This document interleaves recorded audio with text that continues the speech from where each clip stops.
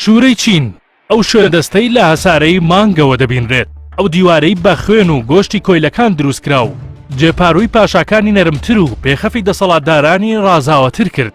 یەکێک لە میراتە هەرە مەزنەکانی مرۆڤ شوورەی سینە. شوورەیە کرێکارەکان بینایان کرد و کۆتی خۆیان پێتونتر کرد. مێژووی دروستکردنی با بۆچوونی لێکۆڵەران دەستپێکەکەی دەگەڕێتەوە بۆ سەدەی حوتی بەر لە زاین کە تا قۆناغی سەدەی 15 زاینی درێژ دەبێتەوە. بەشێکی تر دەستپێکی دروستکردنەکە بە سەدەی 5 زاینی جێگیر دەکەن. سنووری ئەو دیوارە لە باکووری چین لە ناوەڕاستی کەناری ڕۆژاوا و باکووری ناوەڕاستی چین درێژ دەبێتەوە. کۆتایەکەی لە ڕۆژەڵاتەوە دەکەوێتە شاری شنگهایگوان کە گوندێکە لە نزیک شاری کینهوانگداو. لە ڕۆژاواشەوە بەشی کۆتایەکەی دەکەوێتە نزیک گیایوگوان. دیوارەکە لە دەریای لۆپ کۆتایی دێت. لە سەرەتادا کۆمەڵێک دیوار بوونیان هەبوو کە دیارترینیان دیواری کین شی هوانگە و ناسراو بە دیواری ماڵباتی مینگ. دواتر سەرجەمی دیوارەکان بە یەک گەێنران. لە بیناکردن و دروستکردنی دیوارەکەدا ئیمپراتۆریەتی چین پەنای بردا بەر هێزی بازووی مرۆڤ. ئەوانەی بەشداریان تێدا کرد چینی هەژارنشین و کۆیلەکان بوون کە ژمارەیان با پێی سەرچاوە کۆنەکان 960,000 کەس بۆ سەرەوە بوو.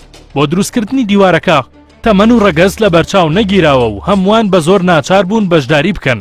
تەنانەت زۆرێک لەوانەی دەمردن لە بەر زۆری تەمەن و بەرگەنەگرتن یان سەختی کار لە ژێر دیوارەکەدا دەشاردرانەوە. پێکاتەی بەکارهاتوو لە دیوارەکەدا یەکەم بەرد و خشتی لە قورسور کراوە. دووەم قوڕ و لیتەی کەنار دەریاکان. سێەم هاڕاوەی برنج. ئەم هاڕاوەیە بۆ ناو بەردەکان بەکاردەهات. چوارەم قسڵ. لە ئێستادا بۆ نۆژەنکردنەوە بەردی پان و ئەستور و گەچ بەکار هاتووە. ڕووبەری دیوارەکە لاسەر ڕووبەر و سنوورەکەی ڕاجایی هەیە. ئەم جیاوازیەش پەیوەستە بە ئەژمارکردنی ئەو داڵانانەی لە دیوارە سەرەکیەکە دەبنەوە لەلایەک و لەلایەکی تر گرێدراوی ئەو کۆشکە سەربازیانەیە کە لەسەر دیوارەکە دروست کراون. ئەو دیوارە نزیکەی 21,176 کیلۆمەتر درێژەکەیەتی و زیاتر لە 7 مەتر بەرزە. هەرچی پەیوەستە بەپانی باپی پێوانەی کۆن بە 6 ئەسپی لە تەنیشتیەک پێوانەکراوە و دواتر پانیەکەی بە 7 مەترونی و دەستنیشان کرا.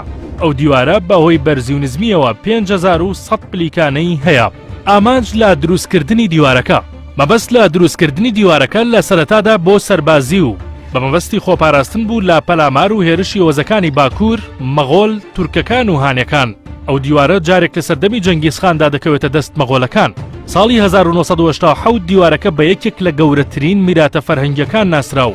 لە ئێستادا بۆتە ناوچەیەکی گەشتیاری گرنگ و زیاتر لە 10 ملیۆن کەس ساڵانە سەردانی دەکەن. بەشێکی گەورەی ئەو گەشتیارانە لە چینەوە دەچن چونکە لای چینیەکان وتەیەک هەیە دەڵێت کەسێک سەردانی شوورەی سین نەکات قارەمان نییە.